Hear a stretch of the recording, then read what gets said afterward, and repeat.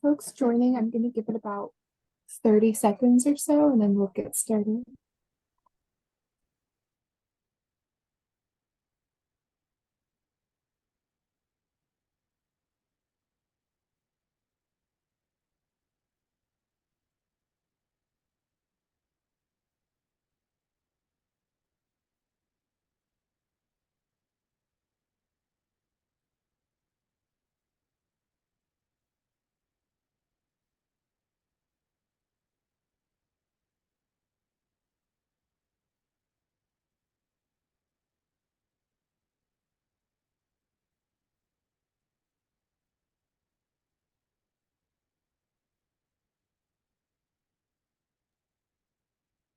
Afternoon, everyone. Welcome to the Environmental Law Institute's webinar, Governing for Sustainability. My name is Madison Calhoun, and I'm the Senior Manager of Educational Programs here at ELI. I wanted to give you a warm welcome to today's event, and thank you for joining us. We appreciate your time today. I also want to give a huge thank you to our fantastic speakers who've put time into preparing a great program for you all today. So thank you so much to all of you for joining us and for your time and energy. Today's webinar is based around an ELI Press book of the same title, Governing for Sustainability. The book is edited by our moderator, Scott Shang, and one of today's panelists, John Dernbach. The book provides a detailed set of recommendations for federal, state, tribal, territorial, and local governments, as well as the private sector and civil society organized around the United Nations Sustainable Development Goals, otherwise known as SDGs. So if you find today's program interesting, I highly recommend that you check out the book. We will post the link to order it in the chat, and I've been told that we may be emailing out a discount code to registrants for this event later this week, so be on the lookout for that as well. There'll be time at the end of today's event for questions. So if you have any questions, please put them in the Q&A box at the bottom of your screen. You can use the chat as you would like throughout the program to post observations and share resources with one another, but if you have a question, please be sure to put that in the chat. Should you have any technical issues during the webinar, please message the ELI team or email events@eli.org, and we will try to help you out. And with that, I'm going to go ahead and hand things over to our wonderful moderator for today, Scott Shang. Scott is an expert on environmental law and governance. He's a professor of practice at Wake Forest, where he directs the school's environmental law and policy clinic. Scott, I will hand things over to you. Thank you so much, everyone. Thanks so much, Madison, and welcome everybody to this webinar on the Sustainable Development Goals and their role in the United States. We're really glad that you could join us today. And I want to thank our speakers for giving us their time to be with us, and to Sarah and Madison, thank you very much for hosting us today. As Madison mentioned, the impetus for this webinar is actually twofold. First, the ELI Press book, Governing for Sustainability, which is an edited volume to which most of the panelists today contributed. Second, however, is that next week is the Sustainable Development Goals Summit. It's going to occur on September 18th and 19th during the UN General Assembly meetings. It marks the halfway point in the implementation of the SDGs between 2015 and 2030, and will provide an opportunity for both stock taking and future planning.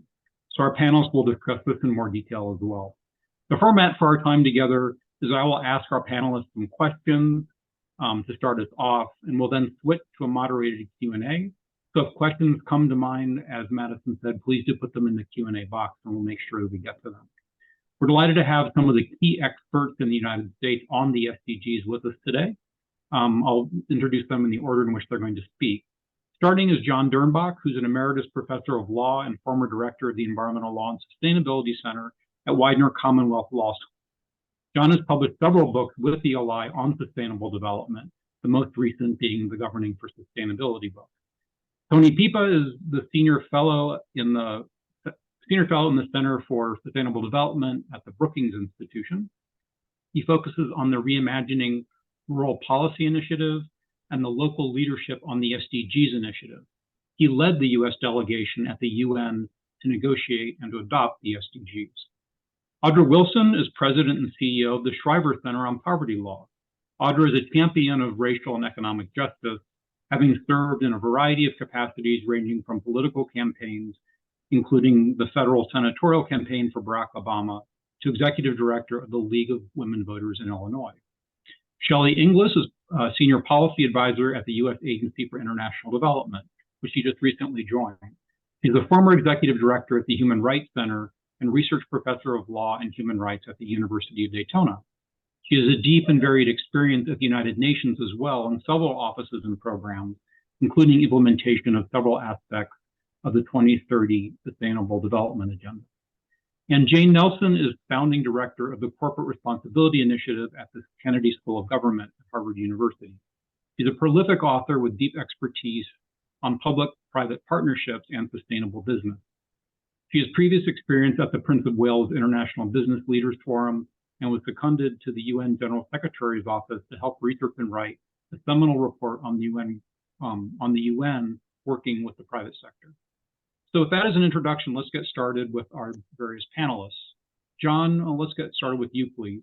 Sustainable development is not usually a term people use when discussing U.S. policy. Can you describe to us how sustainable development came to be and why it's relevant in the U.S., which is a highly developed economy? Thanks, Scott. I sure can. I'm going to start with two bold claims. One is that sustainable development is the internationally recognized framework for maintaining and improving the human condition. It's something that is absolutely central to what we care about. It's not a technical topic on a marginal point. And secondly, while the framework has an international dimension, it is also deeply American. Let me start with development because sustainable development modifies that. At the end of World War II, the US, the UK, and other allied countries were thinking hard about the post-war world. And they engineered a framework that was adopted at the international level through a whole series of treaties and other agreements, and that became highly successful. And the agenda really is organized around three key points: economic development, social development or human rights, and peace and security. And at the international level, you often hear those three things together described as development. And the idea is that their purpose is, overall, is to create human freedom or to foster human freedom, opportunity, and quality of life. And in many, many ways, that post-war framework has been very, very successful. But as we got into the 1960s and 1970s, the adverse environmental effects of development became clearer and clearer pretty much everywhere around the world. And that development came with a price: environmental degradation and adverse impacts of the people who depend on that. So in 1987, the World Commission on Environment and Development issued a report called Our Common Future. That report criticized the development model because it generally treated environmental protection as an afterthought at best. The Commission's report contains the most well-known definition of sustainable development: development that meets the needs of the present without compromising the ability of future generations to meet their needs. In 1992, after this report was issued, the UN Conference on Environment and Development, or Earth Summit, was held in Rio de Janeiro. At that gathering, nations of the world, including the United States, first endorsed sustainable development and an ambitious plan to achieve it. The basic idea of sustainable development is not to abandon development, but to make environmental protection part of the development process. The central action principle endorsed at the Earth Summit is thus integrated decision-making, not the most exciting term, I suppose, but still, the idea is to make decisions that further both development and environmental protection. The core idea is that humans are entitled to live in a healthy and productive life in harmony with nature, and that action principle is how you get there. The practical effect of integrated decision-making is that decisions have more than one type of benefit, not just economic benefits, but also environmental and social benefits. Now, in 2015, you see the Sustainable Development Goals slide.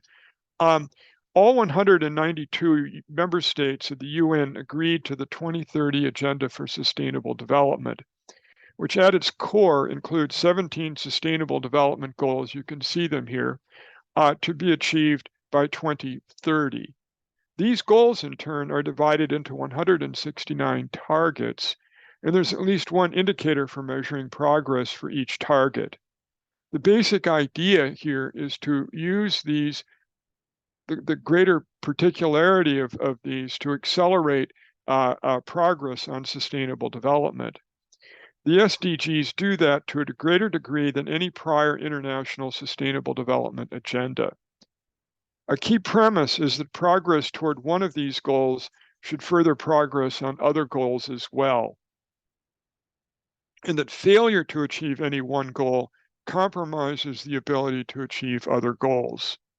The SDGs make unmistakably clear the broad social development of sustainable development. It is much more than enhanced quality of life from reduced pollution. It includes no poverty, goal 1, zero hunger, goal 2, quality education, goal 4, reduced inequalities, goal 10. There are a bunch.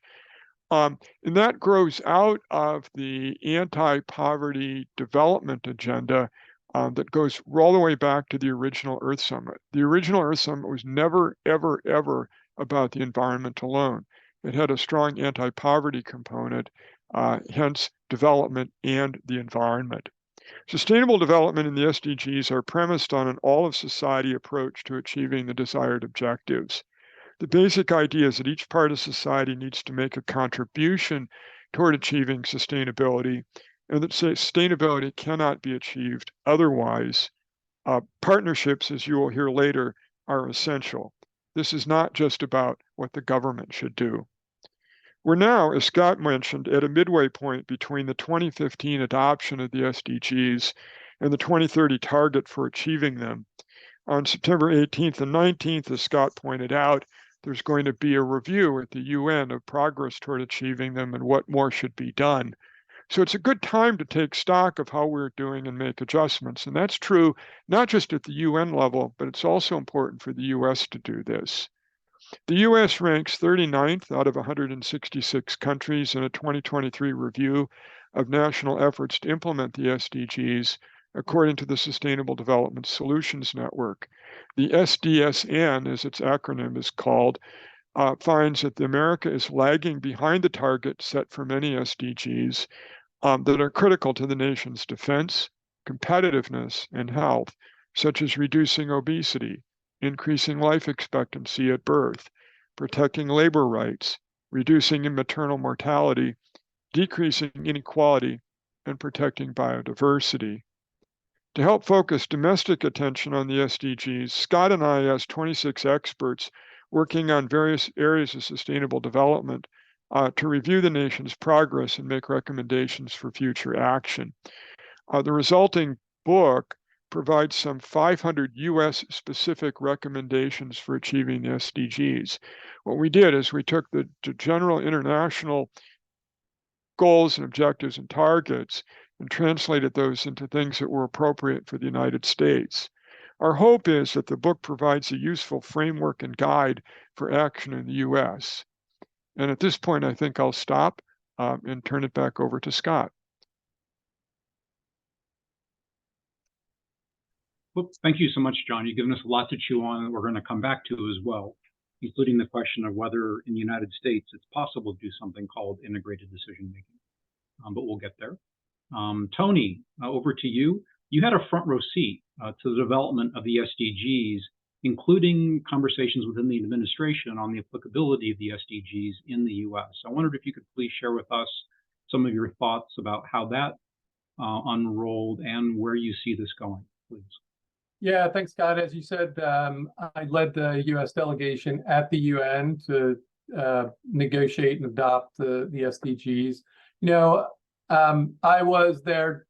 I led the delegation during the formal intergovernmental negotiations, which took a year, but there were also a couple of other processes that combined. You know, it took about 3 years to actually put the SDGs together at the UN. And Secretary General called it, you know, the most open, transparent process of the global policy decision-making in history. I have to say the US really prioritized some constructive engagement as the SDGs were being developed. Remember that the Sustainable Development Goals were a follow-on to the Millennium Development Goals, which stood from 2000 to 2015, but were primarily focused on low-income countries and sort of a basic level of human dignity. The US had pretty much ignored the MDGs for the first half of its tenure, but then saw great value in having those global targets around some of its own global priorities in a way to mobilize partnerships, something that we'll hear from Jane later, to create collective initiatives with other countries on priorities like social and child and maternal mortality, on things like food security. So really prioritize being a constructive actor during the General Assembly negotiations on the SDGs. One of the ways in which we approached that was to really try to ensure that whatever goals and targets were being set really had a strong basis in evidence. We saw the US saw more precision, the better, because that could enable more accountability and also enable a clear North Star that you could mobilize collective partnerships around and get other parts of society, as John was just talking about, involved in the enterprise as well. Frankly, though, the evidence we were bringing to the table was focused on our experience overseas through USAID and the Millennium Challenge Corporation and the State Department and the kind of funding that we were doing on humanitarian causes overseas. We didn't have a huge level of participation amongst the domestic policy agencies as we were going through the process of what our positions would be as we were trying to drive forward to develop the Sustainable Development Goals. But that brings me to my third point, and one of the things we really did prioritize, and we'll hear a little bit more from Shelley later about this, was what's captured in Goal 16, SDG 16, and some of the other places where there's a real focus on rights and governance and sort of democratic responsiveness. That was a high priority for the United States. It was not something politically that it made sense for the United States to lead on. And in fact, I think one of the reasons why Goal 16 is there is because of the leadership of some smaller countries and especially countries that were coming out of conflict. But it was a high priority for the US to make sure that a focus on rights, that a focus on conflict, and that a focus on democratic responsiveness was a part of the Sustainable Development Goals. And we were a big supporter behind the scenes of those countries that were really leading on that. But that's going to bring me to my final point, which was frankly universal application, i.e. the goals being applicable to every member state that was signing on, was a little bit of a surprise to the United States as that conversation evolved. But then it is something that I think the US really firmly embraced as part of the process. And you can see this is evidenced by even how President Obama framed the commitment by the United States in 2015 when we agreed and had a consensus to adopt the Sustainable Development Goals. He spoke specifically about the US still having work to do. What the United States actually elevated in 2015 at the UN were some domestic initiatives, one around legal services, getting out to impoverished populations within the United States. That was what we actually built an event around and showed the policy initiative to be able to do that. And so that was something that as the US came on board to say, we commit to the SDGs, we commit to the SDGs not just through our investments and our global solidarity abroad, but also to be driving our domestic policies and to be measuring ourselves against the standards that we're asking everyone else to measure themselves by. Now, having said all that, the US system of government's not really set up for the national security side and the engagement that we do in the multilateral forum like the United Nations to be collaborating with the domestic policy side. And we did not do anything to bring those two together in an official way before the end of the Obama administration. As the Trump administration came in, they saw an American First policy not really fitting in to the Sustainable Development Goals. And even as the Biden administration has come in, it's still an open question on how we see those two efforts, both on the domestic side and the international side, combining for U.S. commitment on the SDGs. But I will say the U.S. launched a portal in 2017 to be able to measure and report on progress on the SDGs. That portal has not been updated since about 2017, 2018.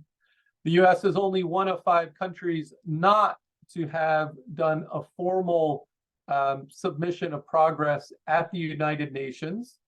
And through an analysis that we even did here at Brookings using pre-COVID data, so this was pre-2019, the US was not on target to fully meet one sustainable development goal. So there's a lot of applicability to our own domestic situation. I think there's progress and interesting things starting to happen within the US government, and I look forward to talking about that, especially as we get into the conversation of this webinar, and as we think about what the US might say at the SDG Summit that John referenced that's coming up on September 18th and 19th. Thank you, Tony. I really appreciate it. I'm feeling a little bit sheepish, having remembered documents I've written with the UN and FAO, helping developing country governments understanding how they should integrate and work across agencies, and seeing in our own government how we are really struggling with that ourselves. But you set us up really nicely to move over to Audra, and we're delighted to have Audra with us. It's wonderful to have a poverty rights lawyer, a human rights lawyer from Chicago joining us, which I don't think we normally hear in something that is people think about as an international environmental forum. So Audra, what's your perspective? How have you seen the SDGs working in poverty? How do you see poverty fitting into environmental justice? What's your perspective on this issue? Thanks, Scott. And I like to be considered a human rights lawyer because I don't always think of my work as that, but in many ways it is. So there is a very, very strong direct correlation between poverty and the environment. And when we're talking about elimination of poverty and that relation to environmental justice, even though typically as public interest lawyers, and for those of us who are doing anti-poverty work, we don't necessarily characterize our work in such a way. When I'm looking at a definition of environmental justice, it is very straightforward. It's the fair treatment and meaningful involvement of all people, regardless of race, color, national origin, or income, with respect to the development, implementation, and enforcement of environmental laws, regulations, and policies. And the premise is that all Americans are entitled to that same degree of protection from environmental and health hazards, and equal access to decision-making, the decision-making process to have a healthy environment in which to live, learn, and work. But we know for a fact that when we are looking at poverty in the United States, you see so many examples of individuals where we are in close proximity to places where there are environmental challenges. I live in the city of Chicago. It's the 3rd largest city in the country. And it's not a coincidence that a lot of the people who are living in economically disadvantaged zip codes are proximate to plants, or proximate to areas where there's high pollution, where the air and the soil is polluted. And interestingly, these are decisions that are made without any consideration of the individuals who live in these communities. And these are folks who do not have the means to be able to move from these industrial corridors. And they feel like they're the most politically disadvantaged. They have the least amount of power.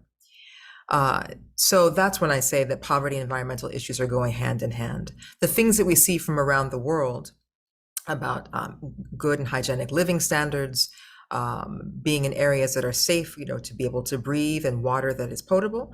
These are the same problems that we have here in the United States, and yet we do not characterize it as such in the US. And I think that's why it's so important to be able to use the SDGs as this guidepost to say that we aren't exempt from the problems that we're talking about that are around the world. We very much embody them. We deal with them in many ways, even though on the surface it may not be so obvious. So when we're thinking about eliminating poverty, and my co-author and I were responsible for tackling the first chapter in the book and the first sustainable development goal of ending poverty, we know that eradicating poverty in all of its forms is one of the greatest challenges that continues to face humanity. And it's unconscionable to think that there are over 750 million people worldwide who are living in abject poverty. But again, when we talk about it in the context of the United States, we're always thinking about things that are happening beyond our borders. And there are reasons why we do that, because for one thing, when we're talking about abject poverty, you're talking about people living off of $1 a day or up to $500 a year on average. The extreme poverty in the United States is still proportionally and comparatively speaking much higher an average than that of the average person living outside of the United States in an economically disadvantaged country or a region. So it's sometimes conceptually hard to see the comparison, but not understanding that when you're looking among just the United States or countries with similar GDP, that's when the extremism of the rates of poverty in the country become much more glaring. Americans are faced with the exponentially rising cost of living, just like anybody else, health crises, which we've just seen coming out of a pandemic, and the disproportionate impact that it had on communities, poorer communities, and particularly people of color, escalating disasters and inequality. These aren't things that we're immune from as a country. And there are many, many Americans that are struggling to meet their basic needs. And for a country as wealthy as the United States, we're dealing with some problems that we would presume that would be indicative of other countries, like, say, maternal mortality, which was mentioned before. And just to use that as an example, maternal mortality is especially problematic for Black American women. The CDC estimates that in 2021, the maternal mortality rate among Black women was nearly 70 deaths for every 100,000 live births, which is 2.6 times the rate for white women, regardless of income or education. And just in the last couple of years, we've seen examples after example of Black female maternal mortality from high profile, like we had an Olympic sprinter most recently with Tori Bowie and other folks from different walks of life, regardless of socioeconomic background, we're finding these higher than average results. And there are many reasons that have been positive for that. Part of it is that as the United States, we are among our industrialized country, probably the worst at the way that we are giving care for pregnant women. Even in other countries that, let's say, with a lower GDP, that low risk care is given by midwives, whereas in the United States, you have low risk care given by high risk doctors, who then cannot give the patients the opportunity to have the type of birth that they might be able to, or they might want. So there are a lot of unnecessary C-sections. We don't have psychosocial supports. We don't have access to things like mental health support, nutritional coaching. So this is what's so problematic when we talk about this, because there are presumptions that we make about this country, this highly industrialized country, this very wealthy country, and we presume there's access to things that oftentimes there is not.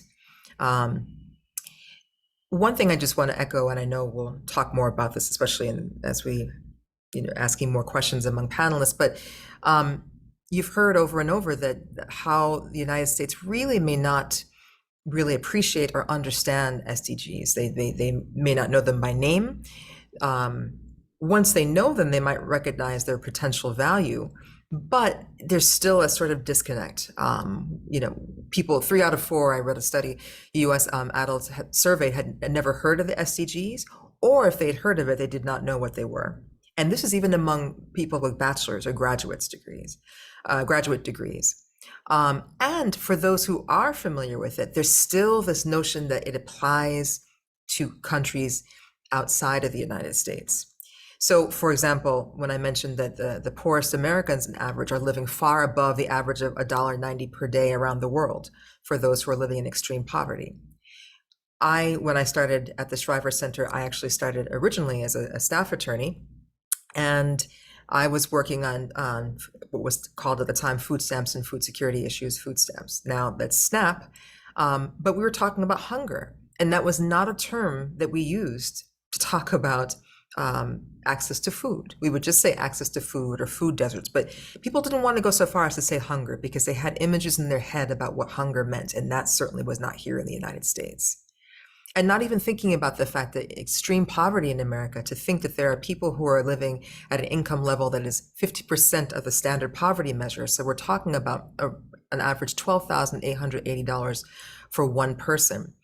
And folks couldn't even articulate or imagine that there are people who are living at a rate that's so low. But for a country where over 45% of the population is actually working at minimum wage, so imagine this, or at a slightly above minimum wage, 45%, it's huge. But we have to be really honest with ourselves about the condition in which we find our country, the challenges that many people have in this country, and more importantly, the inextricable link of race and poverty in this country. Because if we do not talk about the fact that race is one of the most persistent features of American poverty, and the deeply disparate outcomes for children, which are based on race, then we can never have an honest conversation about how we eradicate poverty, how we eliminate poverty, and how we move people towards sustainability in this country. So I know we'll talk a bit more about that, but I'll start with that. Thank you, Audra. That was super helpful. To Audra's point, when we looked across all the different authors' recommendations in the book, across all the different 17 SDGs, the number one that rose to the top as being the most frequent was addressing healthcare in the United States, because so much relating to poverty, hunger, gender equality, education, economic opportunity touched on healthcare.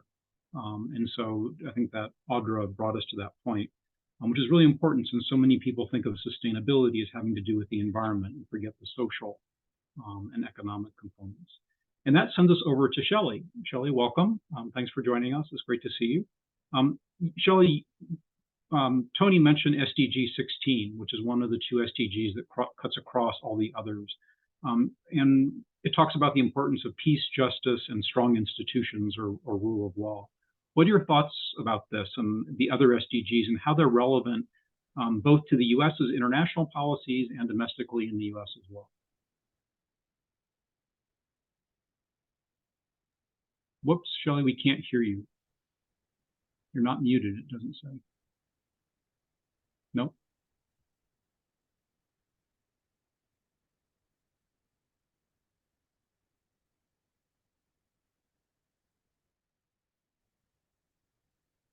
Nope.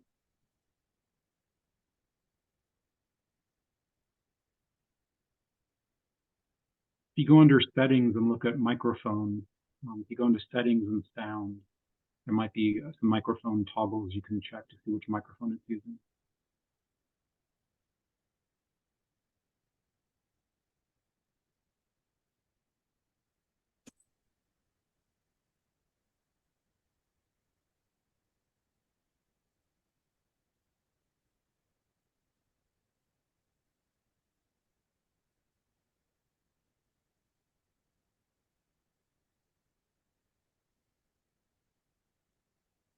Kelly, this is Madison. Yeah, you can try to check your settings to see if it's pulling from a different microphone. And if you can't find it, we can call you at ELI and maybe come back to you in the webinar. Yeah, we'll give you another second, then we'll go to Jane. Nope. Nope. So let's let you work on that. Yeah. Oh, wait a minute. Try it again. Did you hear me now? Yes, perfect.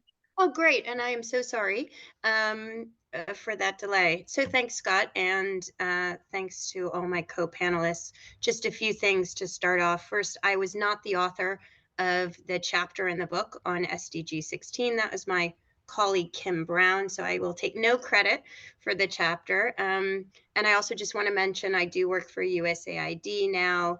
and I'm speaking here in my personal capacity and not representing USAID. So yeah, the panelists have done a fantastic job and stole a lot of my thunder on the multiple transformations that you find in the SDG agenda. And just to briefly mention them again, it was bringing together the three dimensions of development for the first time: the social dimensions, the environmental dimensions, and the economic dimensions. So really that was a transformation to start with. The next was the process, which was, as Tony mentioned, one of the most sort of open, transparent, democratic processes we've ever had globally, with having people actually communicate what they see as their development challenges and feed in. Usually these issues are decided by elites or experts, and then governments negotiate them. But this was a real change in democratizing global discourse on development. The third transformation that has been discussed a lot here is the universalization, the recognition that development is something that all countries need to do, that we're in a constant process of improving livelihoods and opportunities for human beings in every country, and every country has specific and particular challenges. And in the context of the global negotiations, of course, developing countries are a big issue when it comes to consumption, production, environment, contribution to climate change. So it would have been really hard to address some of the inequalities, wealth inequalities within and between countries. So it would have been almost impossible, frankly, to come up with a development agenda that was holistic and covering all these things, and not have developed, wealthy, industrialized countries have to make steps in terms of their own domestic way of working. And finally, the big real transformation that I'm going to talk to, and Tony stole my thunder, was including in this understanding of development governance, like how institutions need to function in society, what people need in terms of access to justice, rule of law, combating corruption, both at the level of bribery, but also at the grand level of illicit financial flows. And while democracy is not obviously a terminology at the UN, because countries have different systems of governments, SDG 16 did include transparent, accountable, responsive institutions of government at every level, so from local to national. And it also included fundamental human rights and freedoms. Again, a really amazing inclusion to have reference to human rights in a development agenda. And finally, the peace dimension is addressed through violence. And there are at least two targets in SDG 16 that address directly violence, which of course is a challenge for the United States in some very particular ways. I don't think we'll go into that conversation here, but these dimensions were seen, as Tony said, as very positive. They're very in line with our foreign policy objectives as the United States in terms of ensuring countries are democratic, that they comply with the rule of law, that they have access to justice, that they are not corrupt, and you don't have the stealing of the wealth and resources from the people in countries where there's very limited wealth and resources. So these are quite transformational. They are also the most negotiated and the most probably contentious dimensions. There are some other dimensions of the SDG agenda that are, far-reaching. Climate, although that continued through the Paris Agreement to be negotiated in other spaces. You have a Goal 10 on inequalities, which was the first time that the issues around inequalities were really recognized. And that's a challenging conversation for the United States. You have a gender equality goal, and then you have health and education and poverty and hunger that we've been discussing. So it's hopefully clear to everyone that in many ways the United States needs to take action on these goals, and that there are areas where the United States, wants to see countries making improvements particularly in the Goal 16 space. But as Audra said, it's very hard to get the American society to see the agenda as important, as something that is applicable to them, that is actionable within our local context. And I'm sure it's hard for many of you in the audience who are environmental lawyers to see exactly, okay, these are broad goals and they do have a monitoring framework. So there are specific indicators and there are ways that we can track progress, which have been discussed by other panelists. But are they really something that's going to drive our decision making at the domestic level? And I would say, you know, there has been some academic and city uptake of using the SDGs as an effective monitoring mechanism. There is changes in the way that people are thinking about development in the United States in academic discourse. And there are also specific areas where the government has embraced SDGs and SDG domestic implementation. One area is in the access to justice dimension, with the Biden administration having reestablished the federal government's legal aid roundtable with a specific mention in the mission for the Department of Justice on this of SDG 16 and implementing SDG 16. And they look at very important ways to make federal government processes, legal determinations, benefits, and other things more accessible, in looking at things like simplifying language, diversifying the type of language that you have access to for forms. They look at providing non-lawyer legal assistance. So how do we make communities that don't have access to lawyers have the kind of supports? And a lot of this is happening in international spaces as well. So organizations like USAID support other countries in thinking about how do we improve access to justice, which is Audra's point. There are many innovations that are happening internationally in how to address health, poverty, hunger, ways of thinking about doing business as usual differently in today's challenges that the United States can also learn from. Part of this transformation and development is that, you know, the humility that comes with saying, okay, we do many things well, we do many things not as well, and there are innovations and actions that other countries are taking that we can learn from. Doesn't mean we are changing who we are. It means that we are open to learning new approaches to address some of our more wicked or systemic problems. And I would just say that the Goal 16 dimension is the one that is most at risk. So we are at the midpoint, which was referenced by Scott and John. We've had huge challenges to the implementation of the agenda. I'm sure you all could list off the top of your head what those challenges are. The COVID-19 pandemic, we have geopolitical crises and a massive war in Ukraine. We've had certain levels of economic and other shocks and supply chain challenges. There has been a number of things that have happened over the course of the past 7 years since 2015 that have really, disrupted the global agreement around this agenda. And so it's even more important now that the United States, both domestically and internationally, sort of align and support implementation of this transformational agenda, because it is a question by 2030, where will we be? And I think that question will most come down to, in the multilateral space, questions around the more contentious things that we have in the agenda, the more complex things, frankly, that we have in the agenda, like governance, rule of law, responsive institutions, anti-corruption.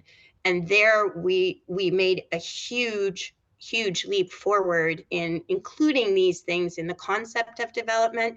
And if they were to start to be challenged deeply, it would be a huge step backwards, not only for us, but as we know, particularly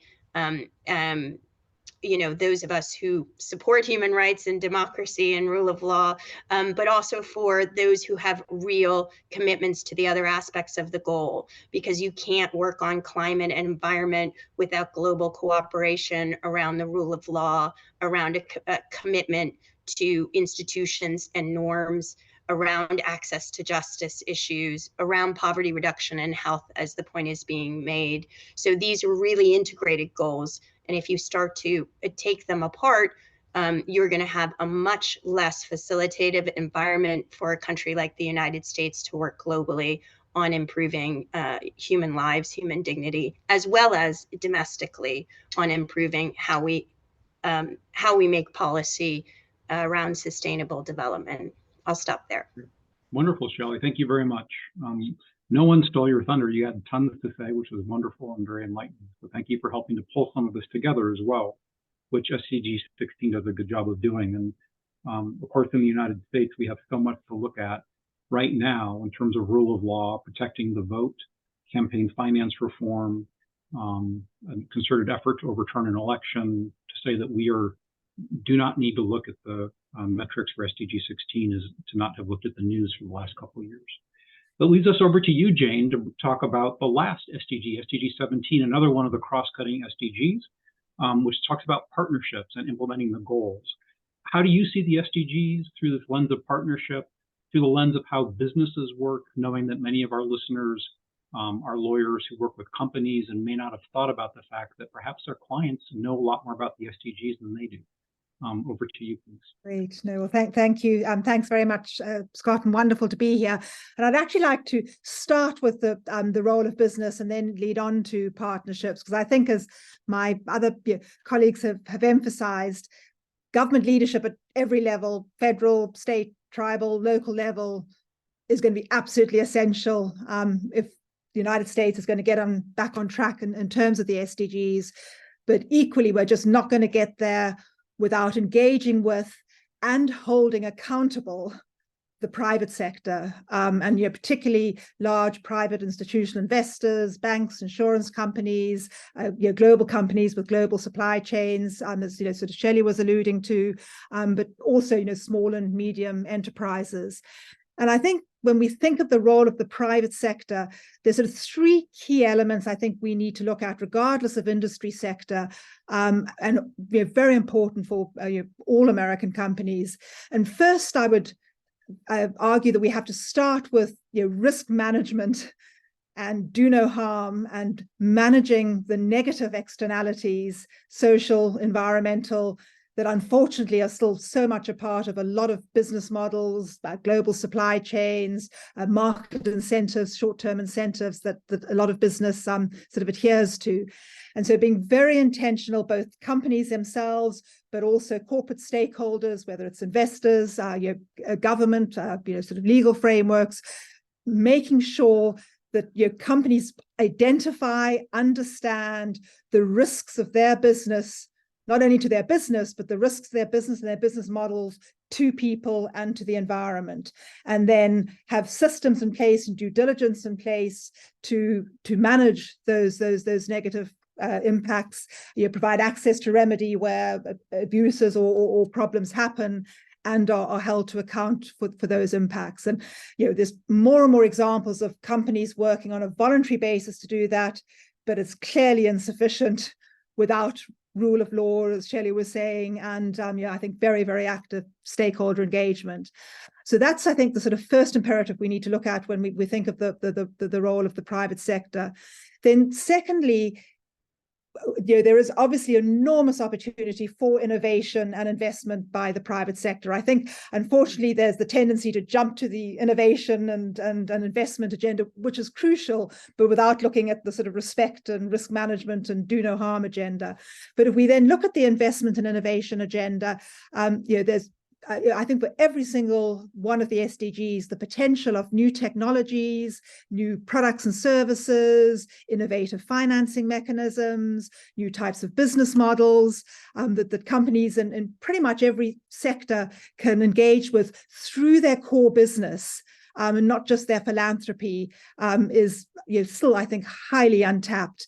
And whether it's healthcare companies looking at health equity issues, or it's financial companies looking at financial inclusion issues, energy companies looking at energy access and just transition issues. So across every industry sector, I think there's a lot that can be done from an innovation and an investment perspective, but often there aren't sufficient market incentives, which is where we need partnerships with government and either blended financing or other government incentives. So I think those sort of two key pillars of risk management and do no harm, and then innovation and investment sort of underpin what companies can do. But I think the third crucial pillar is around governance, and starting with corporate governance and good corporate governance, and what are boards of directors in this country and elsewhere, but focusing on this country now, what are boards of directors doing and taking on in terms of their company's social and environmental and SDG risks as well as opportunities?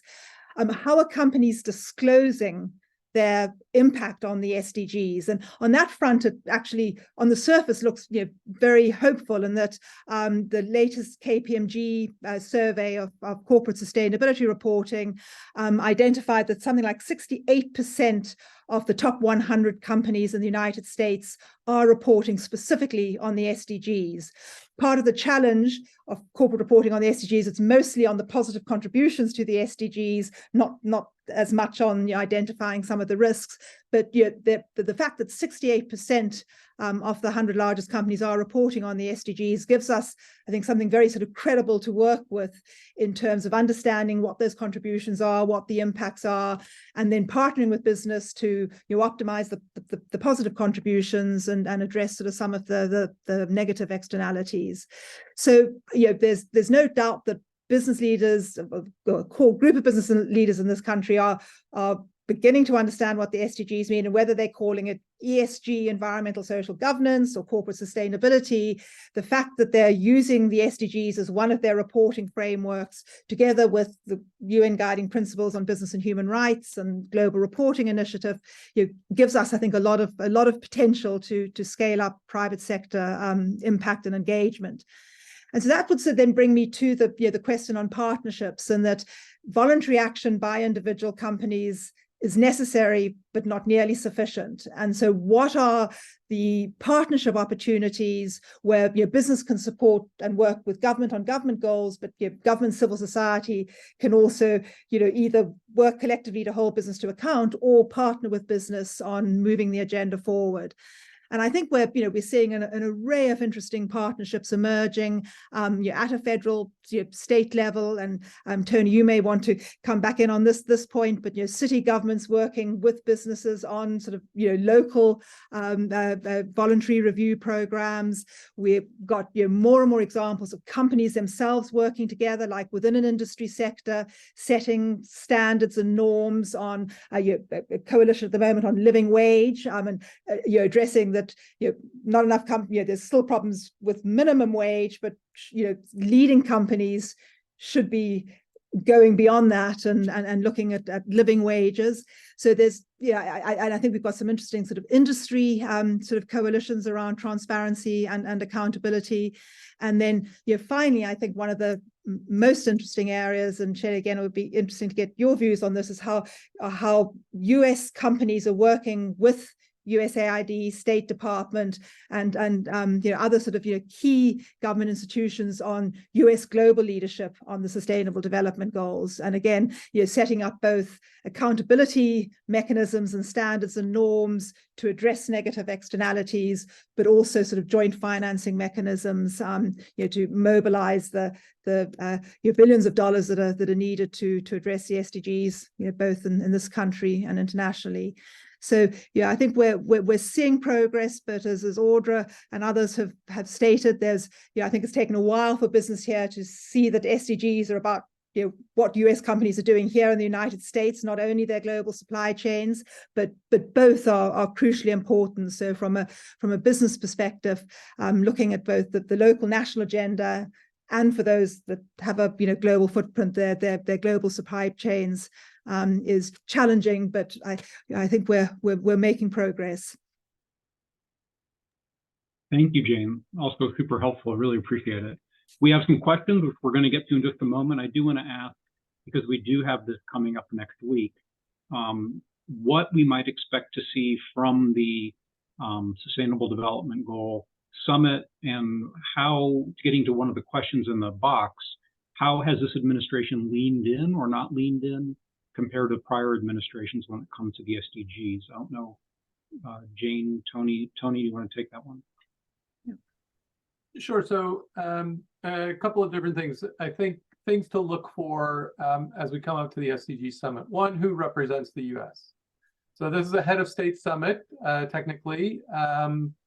The way in which follow-up and review works for the SDGs is that there is an annual meeting during July that is at the ministerial level. So our typically the lead for someone who leads the delegation for the US at that meeting would be like the USAID administrator, Samantha Power. This year it was the deputy administrator, Isabel Coleman.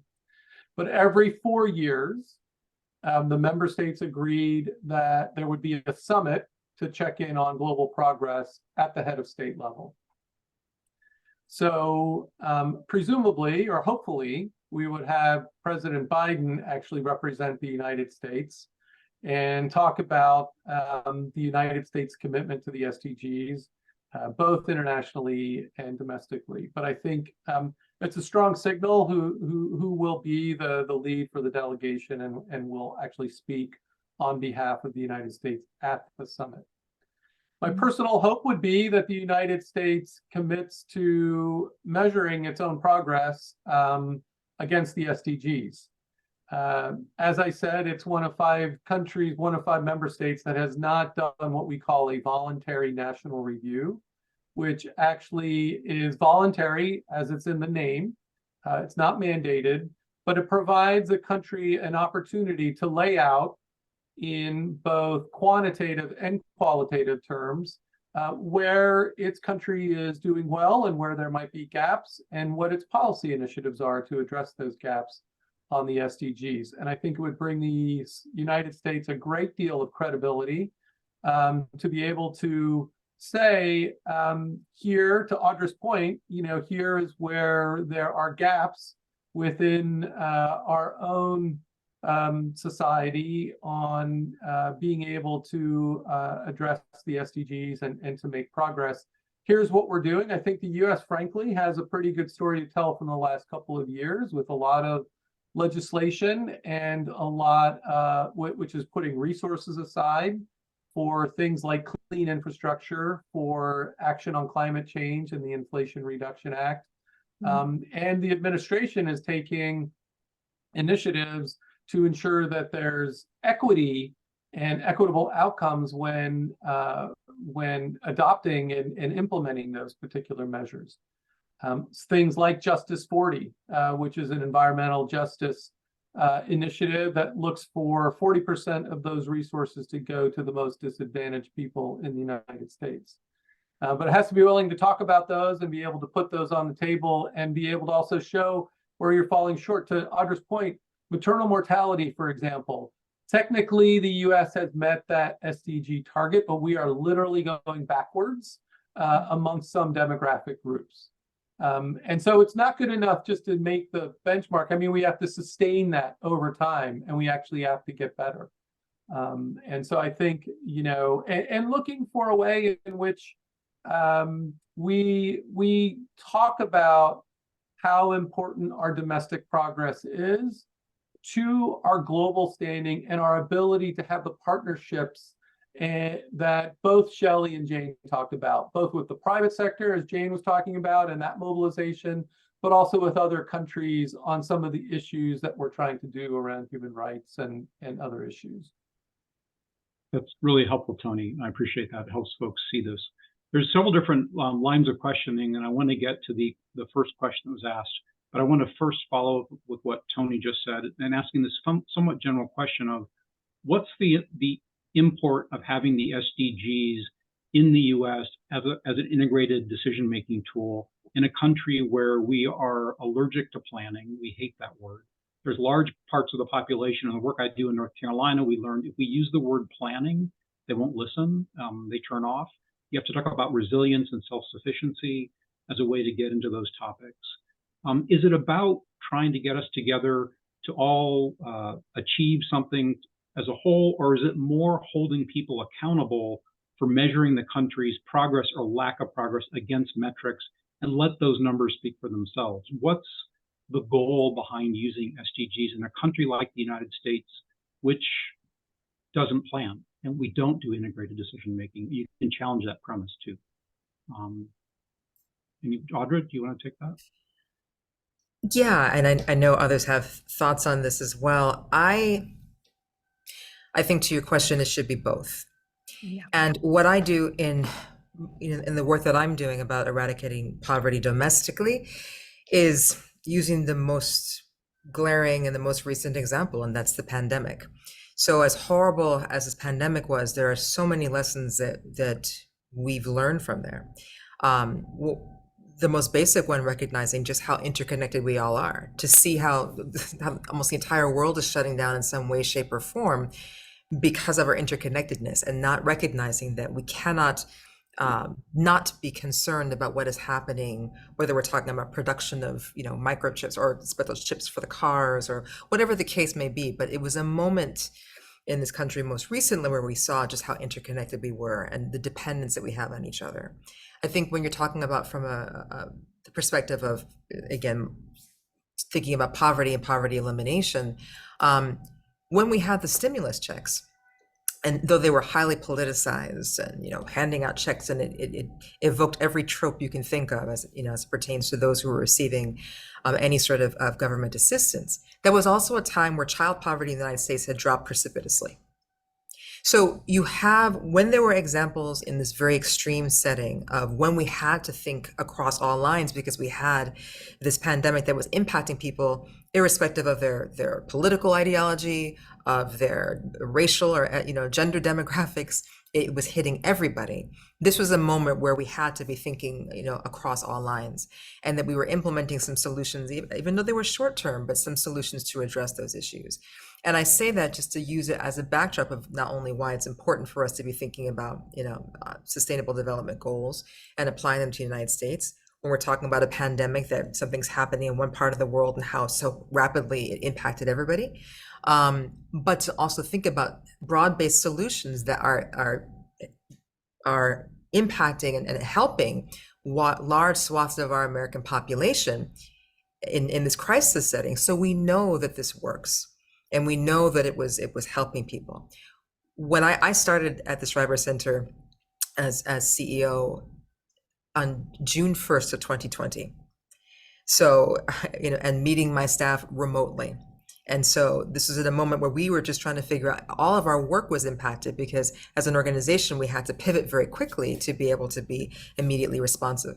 But one of the things I kept saying to my team is, I said, this is a really unique window that we have. So in the midst of this, terrible tragedy that, 1 million people, because we don't even talk about the fact that 1 million people died of COVID in the United States, 1 million plus. But I said, how do we take advantage of this window to say, to see what works and how we might be able to talk about making permanent these tax cuts, making permanent these expansion of benefits, making permanent a lot of these solutions that were implemented temporarily, but that we see the impact that it had on everybody in the United States.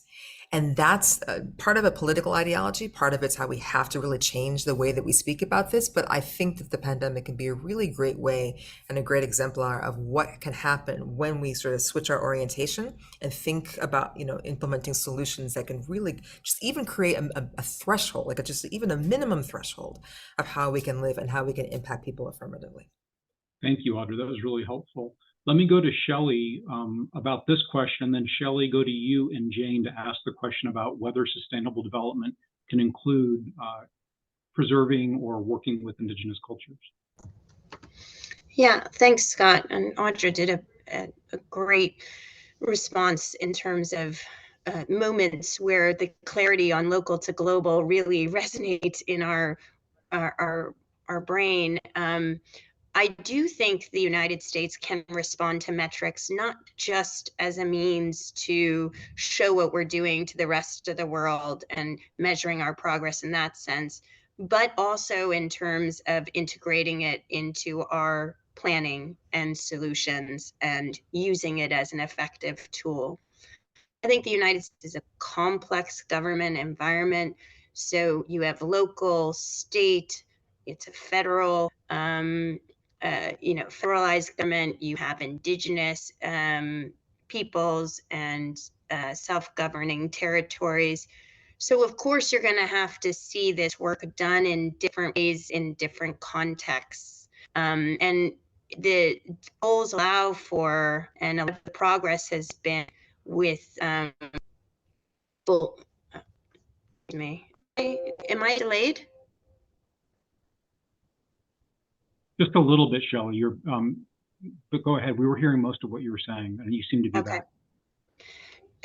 There's a lot of work that can be done at multiple levels on solutions and on using the indicators as a tool and the metrics as a tool for measuring how you're doing. And many cities have taken on these voluntary national reviews actually in the US and demonstrate that this can be a useful tool to domestic decision making.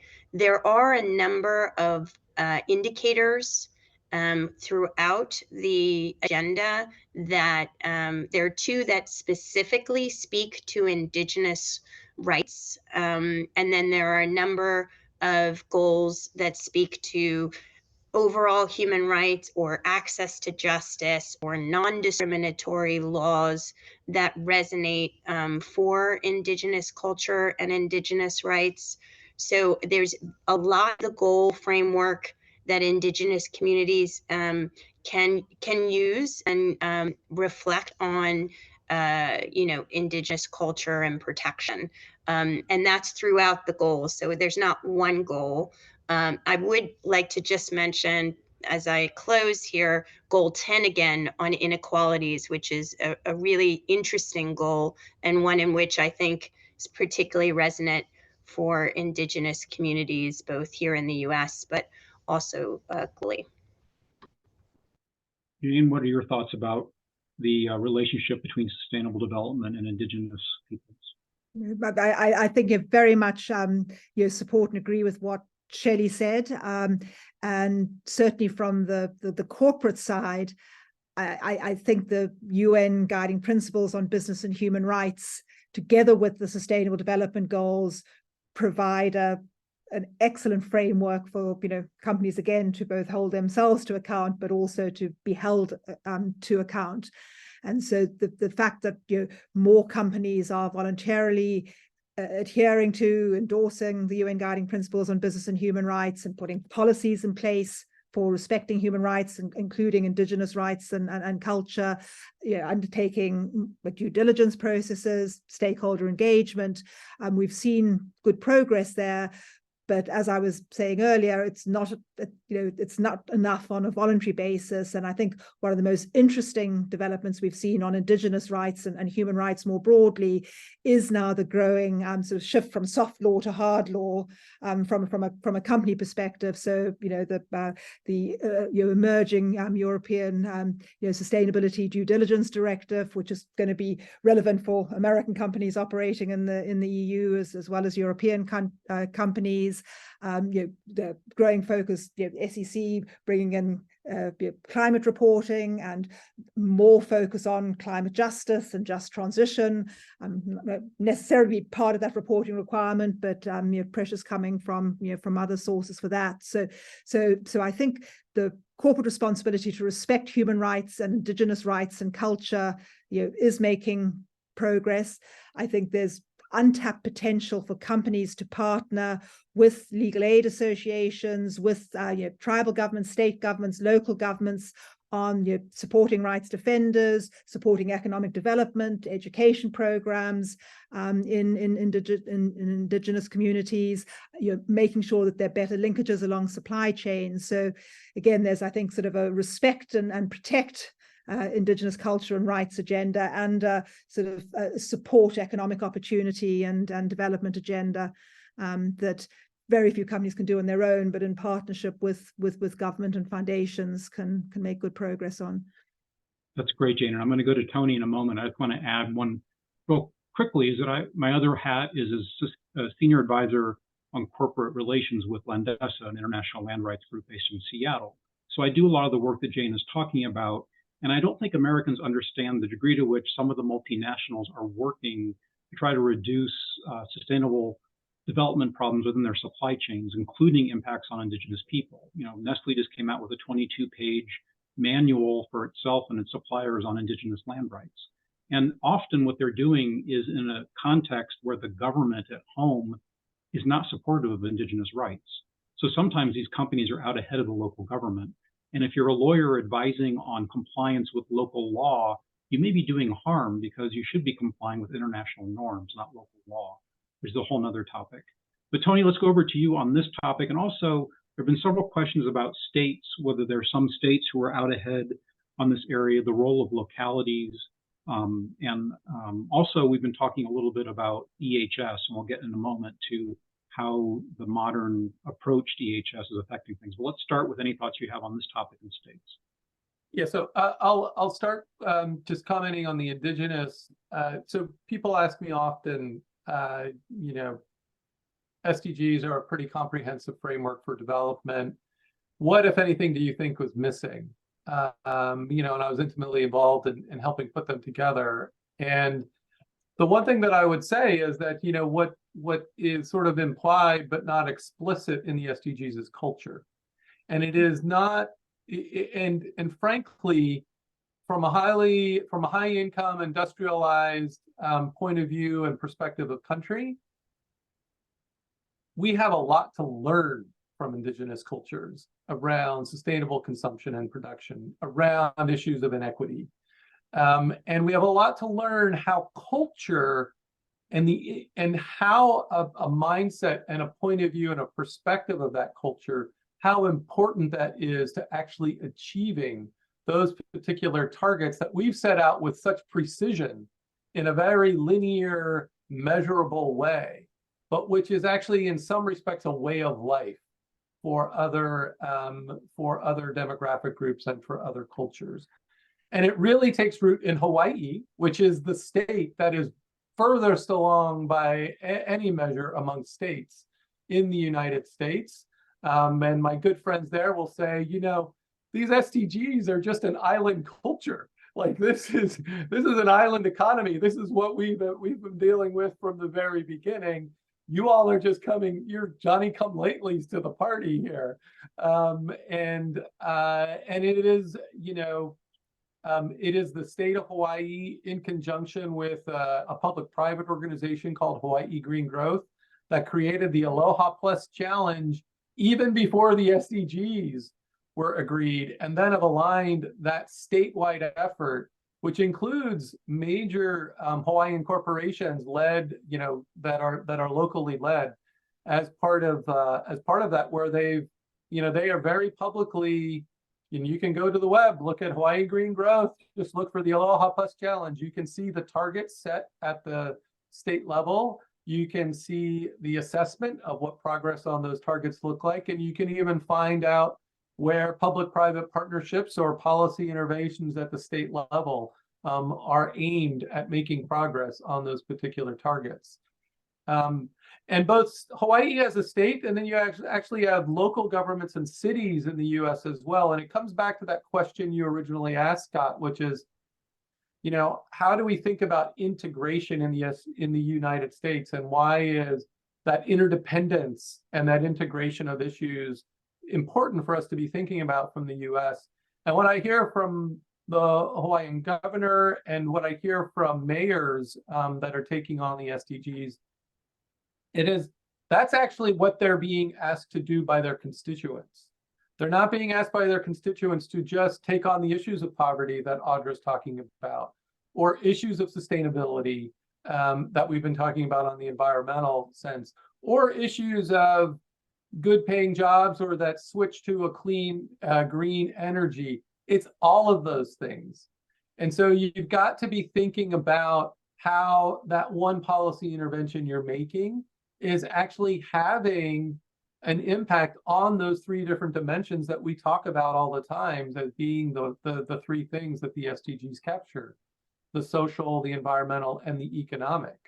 And it's that kind of that rule of three that local government leaders find so powerful. And even though the targets and the metrics are set at this national and global level, the actual idea of sustainability and sustainable development being the integration of those three things is really powerful way for them to be thinking about their policy setting and also their engagement with their constituents. I love that, Tony, because one of the things I notice when I'm teaching law students is when I talk to them about the difference between a unitary government and a federal government, how many American law students forget that we're a federal government with limited enumerated powers, and the states are the basis of our government, not the people. The states form the federal government. And American law students just forget that. They did forget that the states are primarily responsible for governing here. John, I've been pretty negative about integrated decision-making in the United States, poking fun at it. But I imagine you have a different perspective and may even have some examples of things that have gone right recently. Thanks, Scott. Yeah, maybe 10 years ago, I looked at where we had seen a lot of environmental progress in the United States. And a lot of it actually turns out to be, and this is like in the early 2010s, a lot of that progress was with laws that you might describe as economic development laws: renewable energy, energy efficiency, organic food, green building, and the like. And what you see there is economic development as a driver for environmental protection. And I think that's happening more and more. And I think it's happening not just because people think integrated decision making is kind of a cool idea intellectually. I think it's happening because of the politics of it. So think about the Inflation Reduction Act for a minute. The Inflation Reduction Act, the premise is that if you put a lot of money into tax credits and incentives for renewable energy and energy efficiency, you're going to pull down you're going to push down the costs of clean energy. And if you push down the cost of it, it's going to be more widely adopted. So it's a carrots first approach, not a sticks approach, which is kind of what we had been doing for quite some time. And what's really interesting about it is the extent to which it's driving private investment. The original idea was, I think, 369 billion, I think, in tax credits and other incentives. And there's a recent Goldman Sachs report that says, well, consider this: it's probably going to attract closer to $3 trillion of investment in clean energy. And there's some recent reports out about how 170,000 jobs have been created already, more than 200 plant expansions in the clean energy area, including battery plants, including some very big facilities in a lot of red states. And so what's happening here? The model we adopt, the model we think about is the environment versus the economy, okay? No matter how hard we work at that, that's what's sort of built into our heads. And in terms of how a lot of this works. And you say, well, okay, how do you overcome obstacles to stuff like getting climate change done? You make environment and the economy and job creation work together. That doesn't solve every last problem with fossil fuel plants and the people that work in the fossil fuel industry, but it sure makes it different, and it changes the dynamic. And so I see integrated decision making as something that is you see it more and more. I mean, it digs down even into the local level. It's like, well, okay, we're going to have new clean energy. Well, that's great, except there's all these EJ issues, and you've got groups working on those at the local level to make sure that the benefits of all of that are distributed. And so I think a lot of the the interest groups and various groups, local community groups, labor, industry, and others sort of see the need to satisfy a bunch of different interests at the same time. So to me, a lot of this is just straight up about politics and the need to get things done in the absence of an alternative that will also get things done. Thank you, John. That's great. With the remaining 10 minutes, I'm going to let each of the panelists have a minute or two to share their thoughts about what we've heard, and including some questions that haven't quite directly been addressed, including how do the SDGs really work in a polarized environment like the United States? How do they work in the face of significant resistance that's growing around the ESG movement and green hushing? Is it really reasonable to think we're going to get there? What work needs to be done to help educate folks about the SDGs? I will share that John and I were at a conference of sustainable law professors, and I asked how many knew what the UNGPs were. Basically nobody. So we have law professors in sustainability teaching students basically environmental law, and they don't know what the UN guiding principles are, which is concerning. So what do you, in the remaining few minutes, what would be your top headline thoughts on where we're headed? And if anybody starts to get on a roll, I may let you know that we're running out of time. But Jane, do you want to go first? Absolutely. And Scott, I lost you there. You said you'd just been at an event where they didn't know the UN guiding principles. Can you just repeat that? Yeah, it was an event of a symposium of U.S. sustainable law professors. In other words, environmental law professors, and they didn't know what the UNGPs were by and large. So a good example of the the ongoing siloed thinking, and I think that's from my side. I think three key takeaways. That sort of what Tony described as the rule of three, and Audrey, you described as sort of broad-based solutions or integrated solutions. I think that's the direction we need to go. And I was just on a call earlier today with a group of companies on the links between the anti-corruption agenda and the human rights agenda. So I think you've got more companies, certainly more government, civil society organizations looking at that integration and sort of broad-based solutions. And I think to popularize it, we need to be solutions oriented and give examples of what's possible as we move forward. But secondly, I do think the Sustainable Development Goals remain and should remain a mechanism for setting targets and accountability and holding each other's to account. And I think possibly the idea of starting some type of campaign with leading US companies for, to encourage the United States to do a voluntary national review would be something to think about as well, if businesses taking more of a lead in some of these areas. And then thirdly, I think very importantly, to me, even though sort of respect for human rights, and Shelley, you said it, it's sort of threaded throughout, I think, all 17 of the SDGs in many ways, but comes down to that fundamental respect for human rights and dignity. And I think approaching each SDG from that starting point, regardless of the SDG in our sector, is a crucial way to move forward. Thank you, Jane. Audra, what are your thoughts, if any? I can't answer that broader question about the political aspect of that because we'll be on for a whole nother seminar. But what I will say is, at least as it pertains to, as I was talking about the elimination of poverty, one of the things that I put forward, or some of the recommendations that we had for the United States, is that we need to talk about just the improvement of our social protection systems overall and establishing a basic standard of living for everybody. What is that floor? And there are mechanisms that we have in place, like guaranteed income, which is happening around the country now in pilot programs, a movement to eliminate the subminimum or the tipped wage, just certain things that allow us to establish a floor for a standard of living. And I think if we are able to achieve that, then we've moved quite a long way. Thinking of threes, the second thing I was to say, we have to talk about, again, the removing of systemic barriers that keep people mired in poverty. In the United States, those barriers were erected because of race.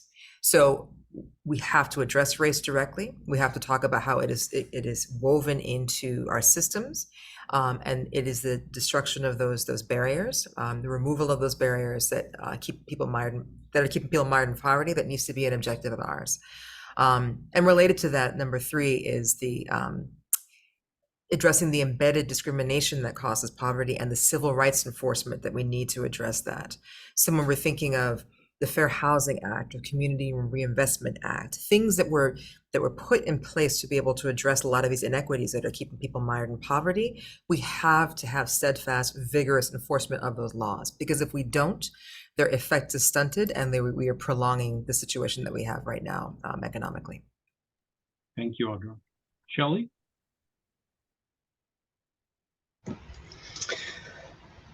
I hope my technology issues haven't been too annoying, Scott, and I hope you can hear me. So this is a great conversation, and there are many places I can take this, but I'll try and stick with the 3s. And I think Tony got to one that I think is really important about decision making. And I understand the challenges of managing complexity.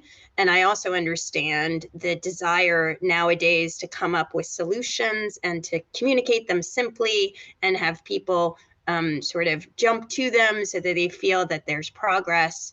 But these things are sometimes in tension, and we have to be able to manage that tension between managing complexity and the desire to put out simple messages and simple conclusions and simple solutions.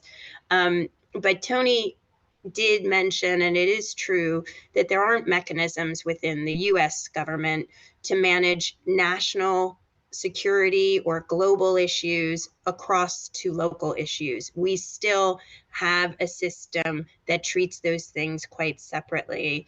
And I do think a transformation for the United States government is to put in place an infrastructure that can go global to local, that can translate what we do and how we position ourselves internationally and what our responsibilities are internationally and our relationships are to local, what we do in our policy making and our lawmaking locally. And the SDGs lends itself that way. And I think that we need to go that way. I do think we have in the United States culture a bit of a resistance to thinking about the connection between the global and the local. And I think we need to work on that resistance. I think your point about law university teachers, our bar exam, there isn't even a reference to international law, let alone to anything as complex as an SDG framework. So we don't teach to this level of complexity, and we don't teach lawyers, for example, in the United States to be global citizens or to understand the linkages between international law and domestic law, or to value international law, frankly.